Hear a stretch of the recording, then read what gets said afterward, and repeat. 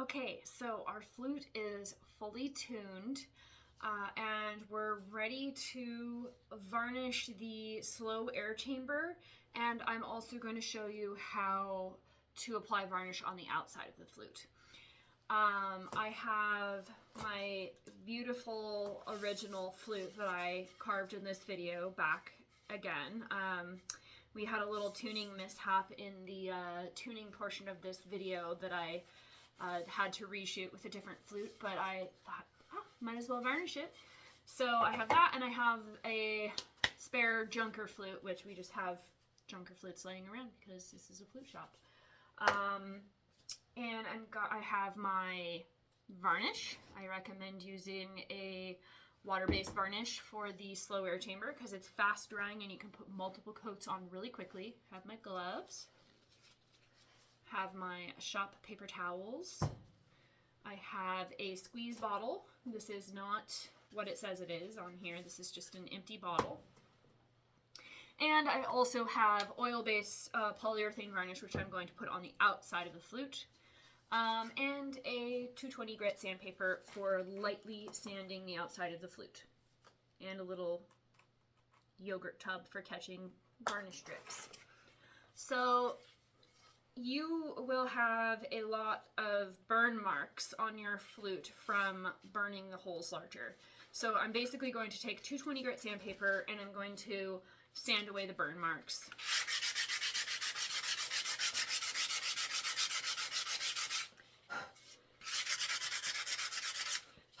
This is a good time to look over the whole flute and check for any imperfections that need to be sanded off. This is the last opportunity to sand imperfections off.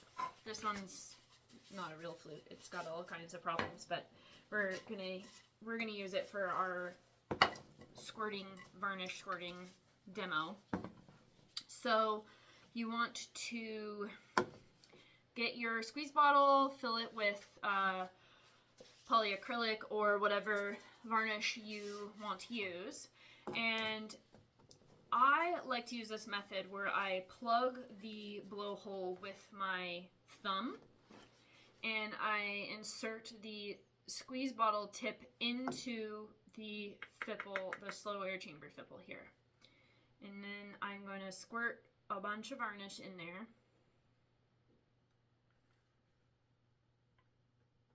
I will actually squirt varnish in there until I can see it by looking down in the hole. So I want to actually put quite a lot of varnish in there. I think I've got a really empty bottle of stuff here. Anyway, then what you're going to do is you're going to shake the flute and rotate it around. We're trying to coat that entire chamber. And then you can put it over your vessel, pull your finger off, and let the varnish drain back out.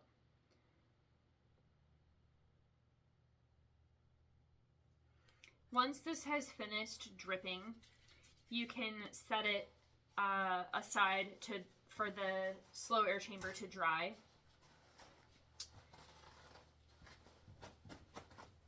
Tear yourself a paper towel before you get to this part of the process.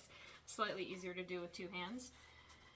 If you have any spillage, you can use a damp cloth to wipe off the spillage on the deck. Dab the blowhole and let your flute dry for at least an hour. I'm going to set that guy aside. It is ideal if you can let it dry at an angle like this, but don't let it sit in the varnish.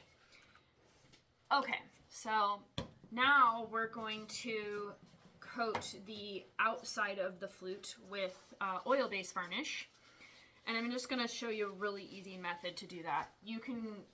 A lot of people want to put a fancier finish on the outside or take a lot more care in the way that they apply the finish, but it can be done quite easily. One thing I'm going to run and grab is our sanding rod. One other use for this is that you can put your flute onto your sanding rod like this with the sandpaper side down at the bottom here, and you can use this as a nice handle for wiping varnish onto your flute. So just fold up a shop paper towel like this and dip one side of it in varnish.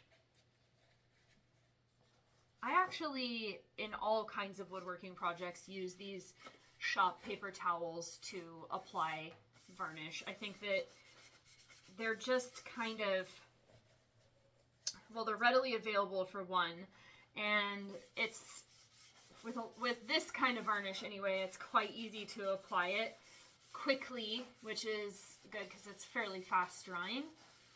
And what I'm going to do is I'm basically like slopping it on there. I'm not trying to be careful right now. I'm just going to get a lot of varnish on the flute first, and then we're going to smooth it out with the same cloth, with a different part of the same cloth. Oh yeah, and you should definitely put some drape down on your table here, because you're going to get varnish everywhere like I am. Okay, so I'm going to check the mouth end. Oh yeah, I got a lot of varnish on there. Now I'm just basically going to open up, and you could either grab a different rag or just open up and use the other side.